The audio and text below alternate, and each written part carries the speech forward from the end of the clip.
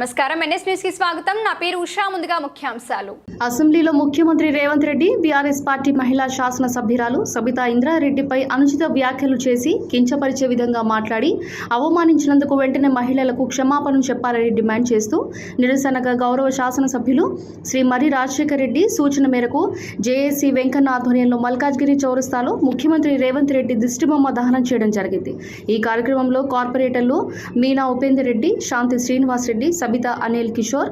Senior నాయకులు బద్దం పరశురాం రెడ్డి, రావుల అంజయ్య, మాజీ corporator Jagadish Goud, Jawahar Nagar corporator Murugesh, Khaleel, రాము Yadav, Upender Reddy, Anil Kishore, Upender, Uma, party నాయకులు కార్యకర్తలు భారీ ఎత్తున పాల్గొన్నారు।